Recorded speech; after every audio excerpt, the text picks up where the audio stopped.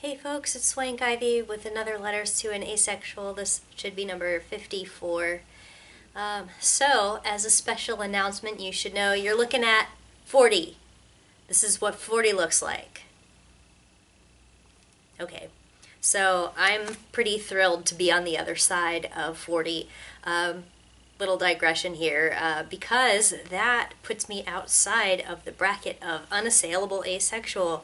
You may be able to find that video if you dig through some of my older videos where one of the expectations of a so-called unassailable asexual person would be someone between the ages of 20 and 40. So, in other words, they will often blame your asexuality on your age if you're younger than 20 or older than 40. If you're younger than 20, they'll say it's because you're still maturing and still figuring yourself out. And if you're older than 40, they will say that it's simply natural for you to not want sex anymore at that age. Both of those things are obviously very silly, especially since people in between those ages may lose their sex drive for other reasons, or people who are that age may still be figuring themselves out very similarly to the way very young people do. And add on to that the fact that it doesn't matter if you're supposedly an unassailable asexual person, they will still assail you. Even with my fitting almost all of the expected unassailable qualities throughout most of my activism years, I was told that I must have experienced abuse that was outside of my memory, or that I'm not admitting I'm gay. There's all kinds of stuff that people have decided is wrong with me. But anyway, the whole point of unassailable asexual was that it's actually kind of a pretty BS idea, because even when we supposedly make the spokesperson as non-other as we possibly can, it doesn't, number one, it doesn't actually work as much of the time as, you would think it would, because people invent reasons for, to disbelieve us. But then on top of that, it makes it much harder for anybody who doesn't fit some of those qualities to be taken seriously. It basically whitewashes and presents kind of a very sterile idea of what an asexual person looks like. And, it will put forward this idea that if you can blame it on anything else, you should. But, as long as someone has satisfied these questions, that they're not too young, they're not too old, they haven't experienced abuse, they, they don't have any history of, being interested in experimenting sexually, they're not autistic, they're able-bodied, they're not on any medication. It's ridiculous to expect everybody to satisfy all of these qualities before their asexuality will be respected. And not only does it make it more difficult for people of any of those descriptions to be respected, but nobody stays unassailable for their whole lives. So there's no reason that you need to satisfy any list of qualities to be respected. And on top of that, we shouldn't put forward this idea that asexuality can only be believed as a last resort if it's not any of these other things. So that's my little ramble about being 40, being on the other side of this, and I'm kind of looking forward to people telling me I'm just, dried up and old and just too ancient to want sex anymore, despite the fact that I was doing this in my 20s. So anyway, I do have a letter that I'm going to share with you, and it's not related to any of this. This just happens to have been on my mind because I just turned 40 on January 17th. And, so, by the way, I had a fun birthday party with my friend Megan, who you met in a previous video. She turned 42 2 days after I turned 40. We had a double birthday party, we had 2 cakes, and a bunch of our friends came out. We got a lot of cool gifts, and it was a nice time.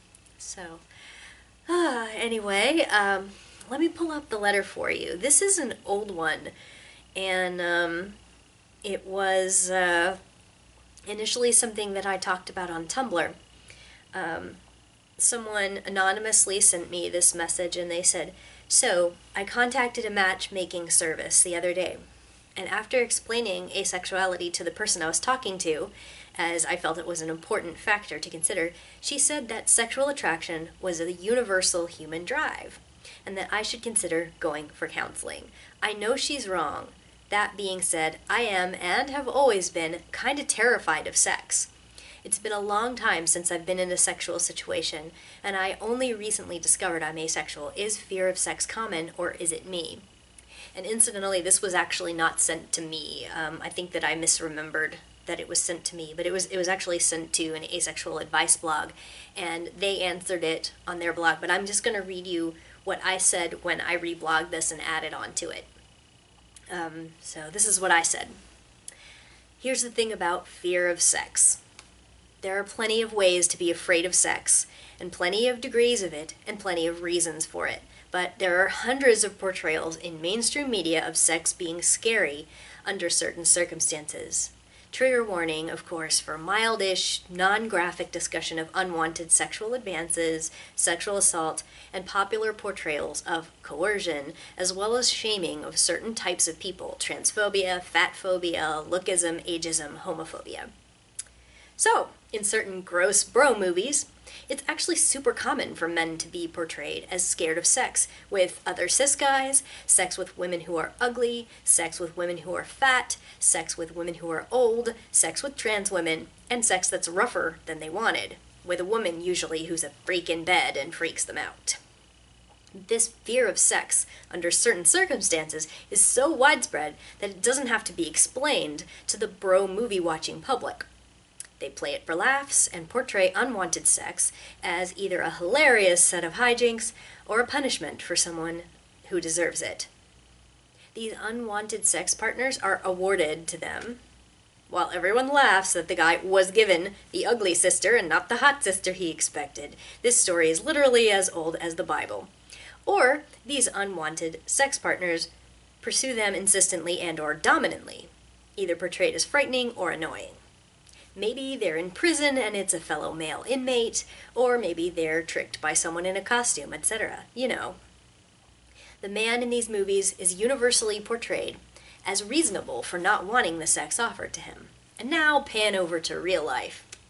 Many female and otherwise non-male people, those who are regularly processed as female by invalidating jackasses, are going to be immediately presented with sexual expectations that they are thought unreasonable for refusing.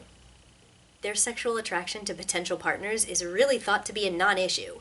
Their lives should be more about pleasing men, and if they don't want to, don't like to, or can't, then their value as people decreases. They are told they are not deserving of intimacy or love of other non-sexual kinds, and they are called selfish. Furthermore, since they live in a world where these expectations are their lot in life, they are also thought unreasonable for being scared of being pushed into sexual situations that they do not desire, even though women, and interpreted as female people, know their lives are likely to include unwanted sexual attention and abuse of various sorts if they refuse to accept these advances. For men, and usually those processed as men, society dictates that they should be pursuing those sexual conquests, and that their masculinity, success, personhood, and/or value is dependent on sexual success. They are taught that if they do not aggressively pursue partners and/or do not succeed with them sexually, they stand to lose acceptance, key pieces of their identity, respect, and access to non-sexual types of intimacy. Fear permeates all of these experiences. When you're asexual, maybe you don't feel sexually attracted, sexually willing, and/or sexually tolerant toward any partners. And even though most people can process the idea of sex being horrifying if it's A, forced, B, presented unceasingly in a dominant way, Or C, with a person who is sexually unappealing in some way. For asexual people, especially women and those processed as women, suddenly that ability to imagine sex as scary goes out the window. It's probably mostly because they can't imagine all sex feeling that unappealing to someone, as long as you're attracted to someone, or at least to people they believe should meet your standards of attractiveness. Then you're allowed to express fear or disgust of sex, especially if you're a man and the partner offering is gross enough to enough other men. If you're asexual, it's likely you may feel about all sex the way guys in these bro movies and other pop culture portrayals feel about sex with unattractive to them partners.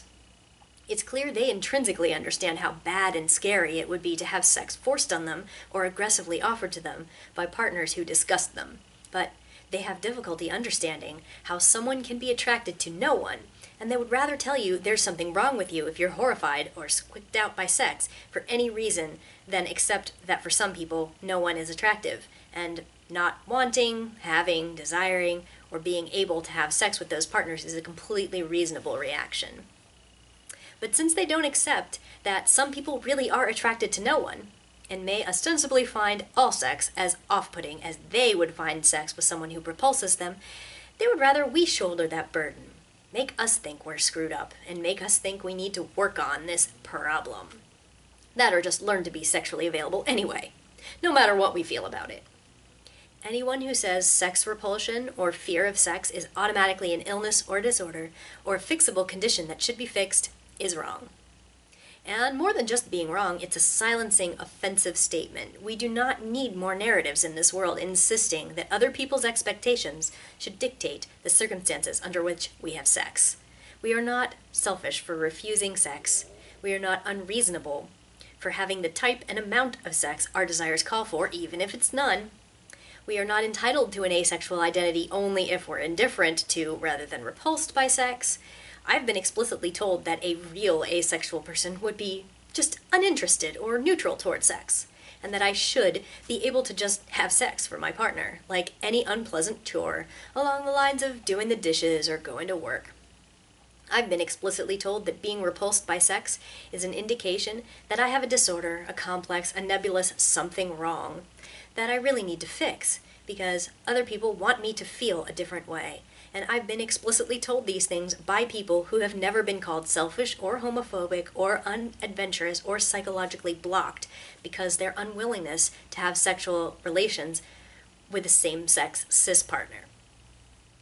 They do understand being grossed out by sex in some situations, unless they would literally accept any sex from anyone. They just don't want to acknowledge that it's okay for some of us to find sex unacceptable in more situations than they do, or, for many of us, all situations.